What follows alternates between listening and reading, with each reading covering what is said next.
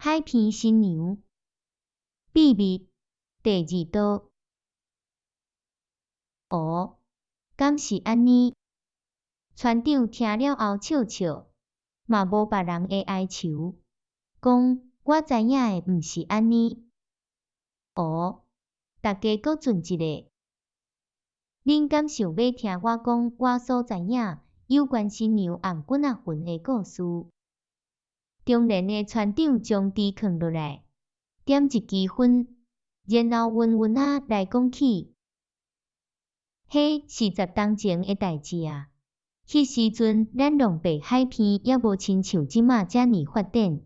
散车囡仔必须爱去海边仔的船塢借遐捡螺仔壳，卖一寡钱倒贴厝内。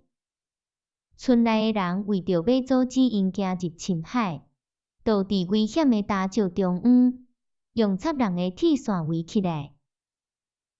迄当阵，像阮即地的人，恐惊咧无人会当袂记伫迄摆岛上上猛的风灾。风为南边的海峡登陆，真紧就到咱即个海边。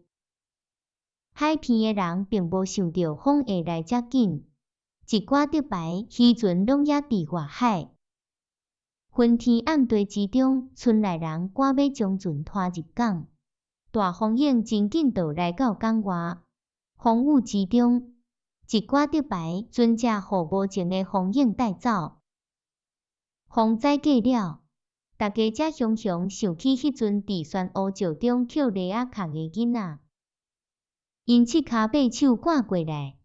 毋过囡仔早就互海影赶走啊！大石中干那找着一个，伊的头壳拄啊好夹伫大石中央，规个人趴伫边半的铁线顶悬，伫乌色的海影中半浮半沉。因将即个囡仔透开，就看到插人的铁线网伫伊身躯顶画了足侪顺的，颔棍仔嘛有一条深深长长的伤痕。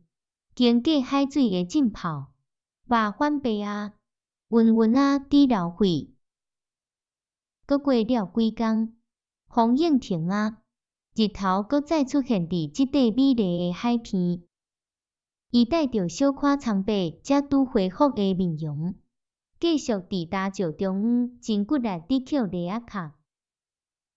我想，即道疤痕就是迄摆海难所留落来惨痛的印记。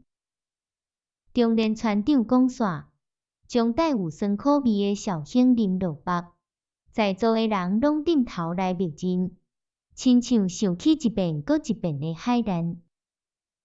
这真趣味。听了船长讲的故事了后，阿公迄个亲同用怀疑的眼光看大家，讲我所知的，甲你的搁无共。